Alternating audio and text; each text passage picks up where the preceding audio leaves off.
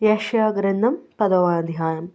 వెధవరాండ్రు తమకు దోపుడు సొమ్ముగా ఉండవలెననియు తల్లిదండ్రులు లేని వారిని పెట్టుకొనవలెననియు కోరి న్యాయ విమర్శ జరిగింపకుండా దరిద్రులను తొలగించుటకును నా ప్రజలలోని బీదల న్యాయమును తప్పించుటకును అన్యాయపు విధులను విధించు వారికి బాధాకరమైన శాసనములను వ్రాయించు వారికి శ్రమ. దర్శన దినమున దూరము నుండి వచ్చు ప్రళయ దినమున మీరేమి చేయుదురు? సహాయము నొందుటకు ఎవరి యొద్దకు పారిపోవుదురు? మీ ఐశ్వర్యమును ఎక్కడ దాచుకుందురు? వారు చెరపట్టబడిన వారి క్రింద దాగుకొనుచున్నారు, హతులైన వారి క్రింద కూలుచున్నారు. ఇలాగు జరిగినను యెహోవా కోపము చల్లారలేదు, ఆయన బాహువు ఇంకను చాపబడి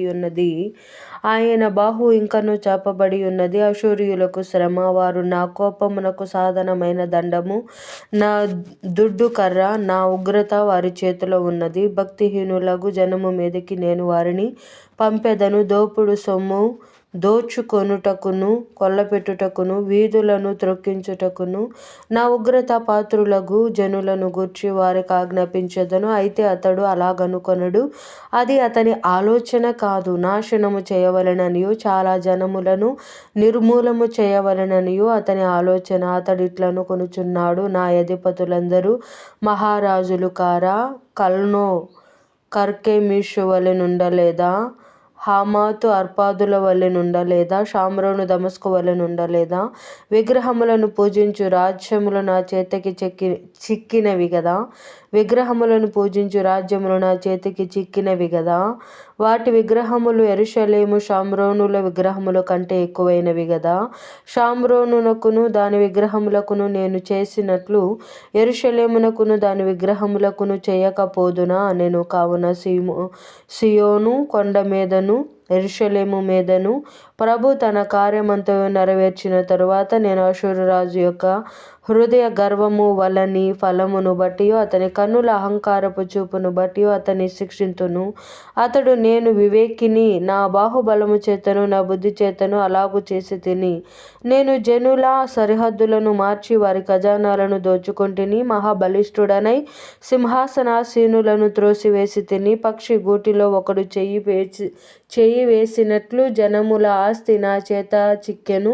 ఒకడు విడవబడిన గుడ్లను ఏరుకొనున్నప్పుడు రెక్కను ఆడించునది అయినను, నోరు తెరచునది అయినను, కిచకిచలాడునది అయినను లేకపోవునట్లు నిరభ్యంతరముగా నేను సర్వలోకమును ఏరుకొనుచున్నానని అనుకొనును. గొడ్డలి తనతో నరుకువాని చూచి అతిశయపడునా? రంపము తనతో కోయువాని మీద పొగడుకొనునా? కోల తన్నెత్తు వానిని ఆడించినట్లు దండము కర్ర కాని వానిని ఎత్తినట్లును ఉండును గదా?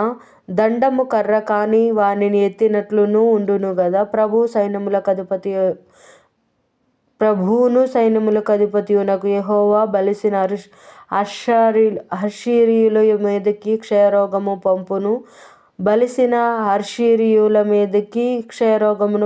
వారి క్రింద అగ్నిజ్వాలలు గల కొరవి కట్టె రాజును, ఇశ్రాయేలు యొక్క వెలుగును, అగ్నియును, అతని పరిశుద్ధ దేవుడు జ్వాలయునగును.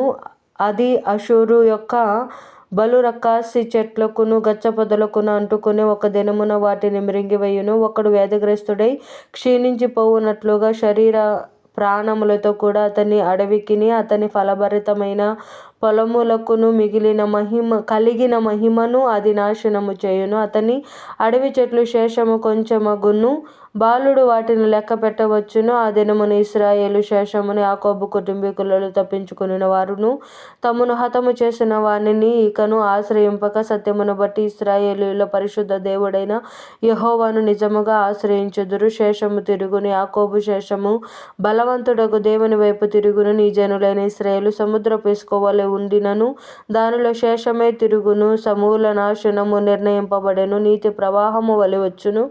ఏలయనగా తాను నిర్ణయించిన సమూల నాశనము ప్రభువును సైన్యములకు అధిపతియునగు యెహోవా సర్వలోకమున కలగజేయును.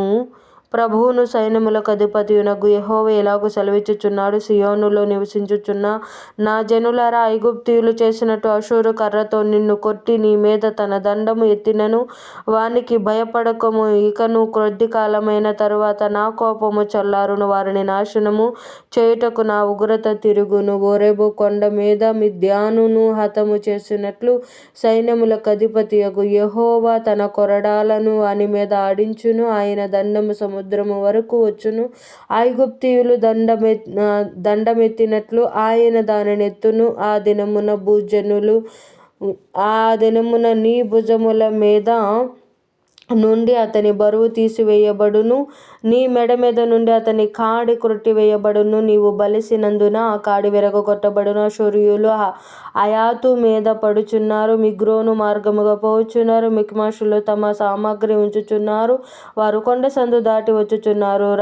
రామా వణకుచున్నది, గేబాలో బస చేతము రండని అనుచున్నారు. సౌలు గిబ్యా నివాసులు పారిపోవుదురు. గల్లీములారా బిగ్గరగా కేకలు వేయుడి. లాయిషా ఆలకించుము. అయ్యయ్యో, అనాతోతు మద్మేనా జనులు పారిపోవుదురు, గిబానీ వాసులు పారిపోవుదురు. ఈ దినమే దండు నోబులో దిగును. ఈ దినమే సియోను కుమారి పర్వతమను యెరూషలేము కొండ మీద వారు తమ చెయ్యి ఆడించుదురు. చూడుడి, ప్రభువును సైన్యములకు అధిపతియునగు యెహోవా భీకరముగా కొమ్మలను తెగగొట్టగా మిక్కిలి ఎత్తుగల చెట్లు నరకబడును, ఉన్నతమైనవి పడిపోవును. ఆయన అడవి పొదలను ఇనుప కత్తితో కొట్టివేయును. లెబనోను బలవంతుడైన ఒకని చేత కూలిపోవును.